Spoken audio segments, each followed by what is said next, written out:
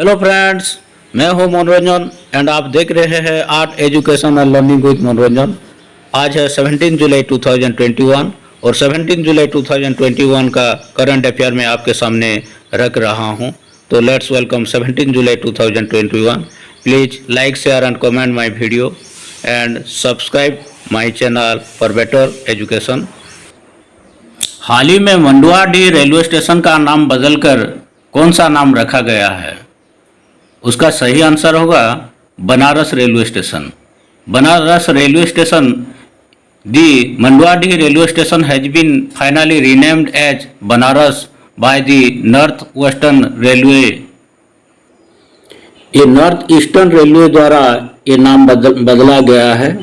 तो बात रेलवे की हो रही है तो हमारे प्रेजेंट रेलवे मिनिस्टर है अश्विनी वैष्णव, उसके पहले थे पीयूष गोयल। तो रेलवे की बात हो रहा है तो हम पहले रेलवे मिनिस्टर हमारा देश का कौन था? वो है जन मथाई। तो बिना देर के चले देखते हैं क्वेश्चन नंबर 2 को। क्वेश्चन नंबर 2 है, हाल ही में कौशल मिशन के कितने वर्षगांठ बनाई गई है? अभी अभी भारत कौशल मिशन का वर्षगांठ वहाँ पर मनाया जा रहा है। तो कितने वर्ष का वर्षगांठ ये मनाया जा रहा है? तो उसका सही आंसर होगा ऑप्शन नंबर ए, यानी कि 6 ईयर।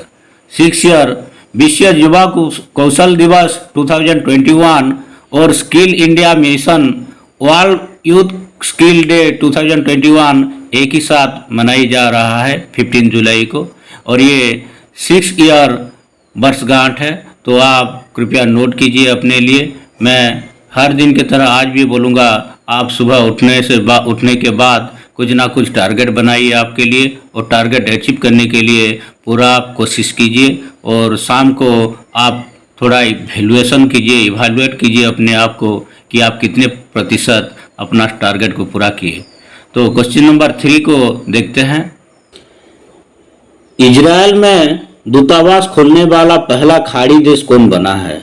इजराइल में अपना दूतावास खोलने वाला पहला खाड़ी देश कौन बना है? मैं ऑप्शन के तौर पर यहाँ पर कुछ ऑप्शन भी आपके सामने दे रखा हूँ। तो आप चाहे तो ऑप्शन भी गैस करके कमेंट बॉक्स में कमेंट कर सकते हैं। उसका सही आंसर होगा ऑप्शन नंबर सी, यानी कि यूएई। यूएई का मतलब है यूनाइटेड अरब एमिरेट, और UAE becomes first gulf nation to open embassy in Israel. संयुक्त अरब अमीरात और इजराइल के बीच राजनयिक संबंधों को सामान्य करने के लिए एक समझौता पर हस्ताक्षर करने के लगभग 1 साल बाद संयुक्त अरब अमीरात इजराइल में दूतावास खोलने वाला पहला खाड़ी देश बना है। बात इजराइल की हो रहा है तो इजराइल का कैपिटल है अबू धाबी, यूएई का कैपिटल है अबू धाबी। यूएई का करेंसी है United Arab emirate dirhams. UAE का प्रेसिडेंट है खलीफा बिन जायद अल नयान, और इजराइल का प्रेसिडेंट है नफ्तली बेन्नेट। और ये इजराइल के बारे में मैं कुछ डाटा दे रखा हूँ, आप चाहे तो अपने लिए ये डाटा को नोट कर सकते हैं। तो चलिए बिना देर के देखते हैं क्वेश्चन नंबर 4 को। और क्वेश्चन नंबर 4 है, एएफसी महिला क्लब चैंपियनशिप में भारत का प्रतिनिधित्व कौन करेगा? भारत से कौन प्रतिनिधित्व करेगा? उसका सही आंसर होगा Gokulam Kerala FC. Gokulam Kerala FC to represent India in AFC women club championship. Asian football confederation महिला क्लब चैंपियनशिप में भारत से गोकुलम केरला एफसी पार्टिसिपेट करेगा। The All India Football Federation has nominated Gokulam Kerala FC to represent India in the AFC Club Championship 2020-21. The winners of the Women Leagues compete in the tournament, but since it will not be held, the National Federation nominated the champions of the 4th edition. So let's welcome question number 5. Question number 5 is, IAHE ने नोएडा केंद्र में CATTS की स्थापना के लिए कौन सा university के साथ साझेदारी किया है? तो ये IAHE ने CATT के साथ साझेदारी किया है। तो उसका सही आंसर होगा न्यू साउथ वेल्स विश्वविद्यालय, ये न्यू साउथ वेल्स यूनिवर्सिटी ने ये साझेदारी किया है। The Indian Academy of Higher Engineers, a IAHE का मतलब है the Indian Academy of Highway Engineers under the Ministry of Road Transport and Highway has been linked an agreement with the University of New South Wales, Australia for a setting up a Center for Advanced Transportation Technology and System in Noida, Uttar Pradesh. The agreement was signed in a virtual ceremony in the presence of Road Transport and Highway Minister Nitin Gadkari. मैं इसके बारे में कुछ और data दे रखा हूँ, आप चाहे तो अपने लिए नोट कर सकते हैं। तो चलिए देखते हैं क्वेश्चन नंबर 5 को। और क्वेश्चन नंबर 5 है, हाल ही में कौन सा देश दुनिया के सबसे बड़े तैरते सौर पैनल फार्मों का में से एक का अनावरण किया है? ये है तैरते सौर पैनल फार्मों है और उसको अनावरण किया है सिंगापुर ने, और उसका सही आंसर होगा ऑप्शन नंबर सी यानी कि Singapore. Singapore has unveiled one of the world's largest floating solar panel farms. The project is part of efforts by the country to meet a goal of quadrupling its solar energy production by 2025 to help tackle climate change. Located on a reservoir in western Singapore, the 60 megawatt peak solar photovoltaic farm has been built by wholly owned subsidiary of Sembcorp Industry। तो बात Singapore की हो रही है तो मैं Singapore के बारे में कुछ बोलूँगा। सिंगापुर की मुद्रा है सिंगापुर डॉलर, सिंगापुर की राजधानी है सिंगापुर सिटी, सिंगापुर के PM है ली सियन लुंग, और सिंगापुर के बारे में मैं कुछ और डाटा यहाँ पर दे रखा हूँ, आप चाहे तो ये वीडियो को पुश करके अपने लिए नोट बना सकते हैं। तो चलिए देखते हैं क्वेश्चन नंबर 6 को। और क्वेश्चन नंबर 6 है, हाल ही में कौन आर्टिफिशियल इंटेलिजेंस और मिशन लर्निंग टूल्स का उपयोग करके शिकायतों दर्ज करने के लिए CPGRAMS नामक मोबाइल एप्लीकेशन लॉन्च किया है? मैं CPGRAMS के बारे में भी कुछ बोलूँगा, तो आप कृपया ध्यान से देखिए वीडियो को। मेरे वीडियो को लाइक कीजिए, कमेंट कीजिए एंड शेयर कीजिए दोस्तों के बीच में, और आपको मेरा विनम्र अनुरोध है कि मेरा चैनल को सब्सक्राइब कीजिए। मैं एक स्टूडेंट हूँ, मैं भी सिविल सर्विस का तैयारी कर रहा हूँ, तो मेरी मदद के लिए आपको मेरे चैनल को सब्सक्राइब करना पड़ेगा। तो उसका सही आंसर होगा ऑप्शन नंबर सी यानी कि राजनाथ सिंह।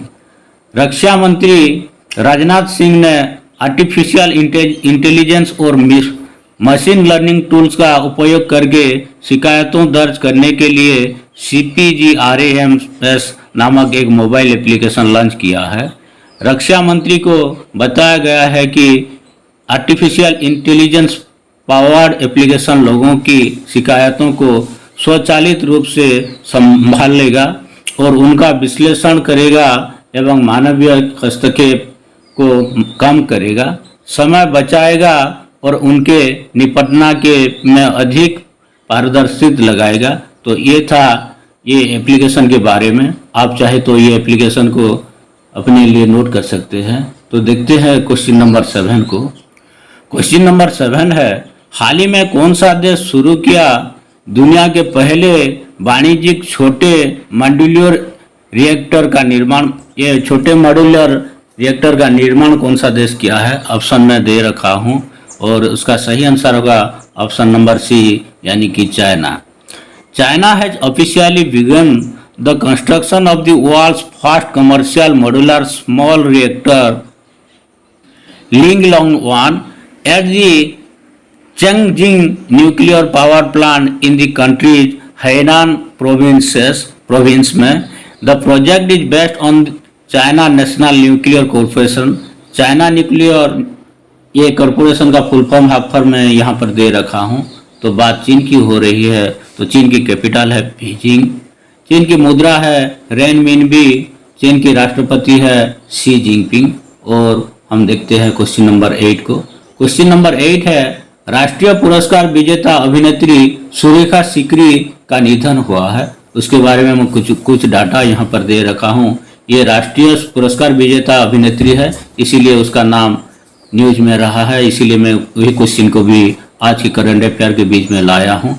तो 3 बार की राष्ट्रीय पुरस्कार विजेता अभिनेत्री सुरेखा सिकरी का निधन हो गई है। तो 3 बार की राष्ट्रीय पुरस्कार इसने जीती है। कौन कौन सा फिल्म में जीती है, कौन कौन सा सीरियल में जीती है, मैं यहाँ पर सभी डाटा दे रखा हूँ। आप चाहे तो उसके बारे में कुछ नोट कर सकते हैं, लेकिन बात हो रहा है पुरस्कार विजेता अभिनेत्री सुरेखा सिकरी की, तो वो नाम आपको याद करना है। क्वेश्चन नंबर 9 की ओर चलते हैं। तो क्वेश्चन नंबर 9 है, हाल ही में 14 वनडे शतक बनाने वाले सबसे तेज बल्लेबाज कौन बने हैं? ये 14 वनडे शतक अपने नाम में दर्ज किया है और सबसे तेज बनाए हैं, इसीलिए ये न्यूज में रहा है। तो मैं इसको इसीलिए आज का करंट अफेयर में लाया हूँ। तो उसका सही आंसर होगा पाकिस्तान के कप्तान बाबर आजमा। बाबर आजमा ने एजबेस्टन में तीसरी वनडे की दौरान इंग्लैंड के खिलाफ बनाए गए शतक के साथ इतिहास रच दिया है। वह हाशिम आमला, भारतीय कप्तान विराट कोहली और ऑस्ट्रेलियन बल्लेबाज डेविड वार्नर को पीछे छोड़कर पारी अपने 14 एकदिवसीय शतक बनाने वाले सबसे तेज बल्लेबाज बन गए हैं। तो बात क्रिकेट की हो रही है, तो आप क्रिकेट के बारे में भी कुछ डाटा अपने लिए नोट करना है। मैं हर दिन क्रिकेट के बारे में कुछ ना कुछ बोलता हूँ। तो क्वेश्चन नंबर 10 की ओर चलते हैं।